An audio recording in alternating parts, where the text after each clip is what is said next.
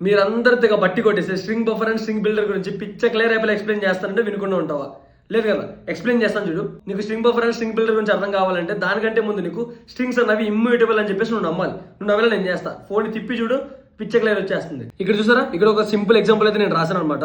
ఒకసారి ఈ ప్రోగ్రామ్ నేను రన్ చేసి చూపిస్తాను చూడండి ఒకసారి. ఇక్కడ ఏమంటున్నా S1 ఈక్వల్స్ టు S2 అంటున్నా. అంటే ఇక్కడ నువ్వు గమనించాల్సింది ఏంటి, ఇక్కడ ఈక్వల్స్ టు అంటే ఇది వాల్యూస్ ని కంపేర్ చేయట్లేదు, ఇది అడ్రస్ని మెమరీ అడ్రస్ని కంపేర్ చేస్తుంది అనమాట.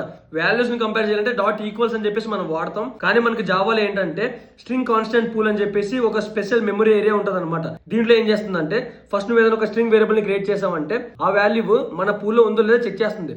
లేదు అంటేనే వెళ్ళి కొత్తది ఆబ్జెక్ట్ క్రియేట్ చేస్తుంది, ఉంది అంటే వెళ్ళి అదే మెమరీ అడ్రస్ ని పాయింట్అవుట్ చేస్తుంది అనమాట. S1 ఈక్వల్ టు దినేష్ అంటున్నాం.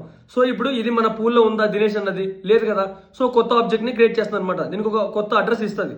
తర్వాత ఏమంటున్నాం, S2 ఈక్వల్ టు దినేష్ అంటాం. ఇప్పుడు ఇది వెళ్ళి చెక్ చేస్తుంది అనమాట, మన పూల్లో ఆల్రెడీ దినేష్ అన్నది ఉందా? ఉంది కదా. S1 ఆల్రెడీ నువ్వు క్రియేట్ చేసావు కదా. సో S2 కూడా ఏం చేస్తుందంటే సేమ్ అడ్రస్ నే వెళ్ళి పాయింట్అవుట్ చేస్తుంది అనమాట. సో ఇక్కడ ఏమొచ్చింది, నీకు ట్రూ వచ్చింది. ఇక్కడ ఏమంటున్నా S1 equals to S1 plus Karthik అంటున్నా. అంటే కంకట్ చేసిన తర్వాత ఏమవుతుంది, S1 ఈక్వల్స్ టు S2 అంటే కాదు, ఫాల్స్ అంటున్నాడు.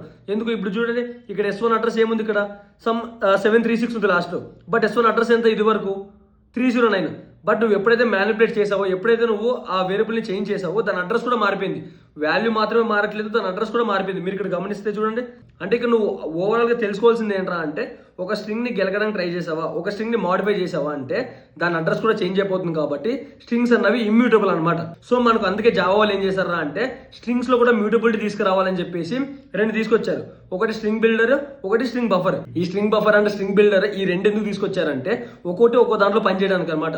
ఒకటి సింగిల్ థ్రెడ్ ఎన్విరాన్మెంట్ లో వర్క్ చేయడానికి, ఇంకోటి మల్టిపుల్ థ్రెడ్ ఎన్విరాన్మెంట్ లో మనం వర్క్ చేయడానికి అనమాట. ఈ స్ట్రింగ్ బిల్డర్ అన్నది ఏంటంటే అంటే స్ట్రింగ్స్ మీద మ్యానిపులేట్ చేయడానికి, అంటే స్ట్రింగ్స్ ని మాడిఫై చేయడానికి మనం ఇది స్ట్రింగ్ బిల్డర్ అన్నది యూజ్ చేస్తాం అనమాట.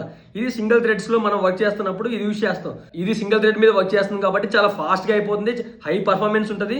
బట్ ఇది థ్రెడ్ సేఫ్ కాదు. అదే ఇప్పుడు స్ట్రింగ్ బఫర్ అనుకోండి, ఇది కూడా డేటాని మ్యానిపులేట్ చేయడానికి, స్ట్రింగ్స్ ని మ్యానిపులేట్ చేయడానికి యూజ్ చేస్తాం. బట్ ఇది థ్రెడ్ సేఫ్ అనమాట. ఇది మల్టిపుల్ థ్రెడ్ ఎన్విరాన్మెంట్ లో మనం వర్క్ చేయడానికి యూజ్ చేస్తాం. ఇది థ్రెడ్ సేఫ్ అని ఎందుకు అన్నాను అంటే ఇప్పుడు ఫర్ ఎగ్జాంపుల్ నా అకౌంట్ లో 1000 రూపీస్ ఉన్నాయి. నేను 2 ATMs నుండి అట్ ఏ టైమ్ నా 1000 రూపీస్ ని డ్రా చేయడానికి ట్రై చేస్తాను. ఒకటేసారి చేస్తున్నాను కాబట్టి మల్టిపుల్ థ్రెడ్స్ వెళ్ళి ఒకటే ఆబ్జెక్ట్ మీద పని చేస్తాయి. అంటే అక్కడ ఒక ప్రాబ్లం వచ్చినట్టేనా. సో ఇక్కడ మనకి స్ట్రింగ్ బఫర్ లో ఏముంటది అంటే దీనిలో లాక్ ఉంటది అనమాట.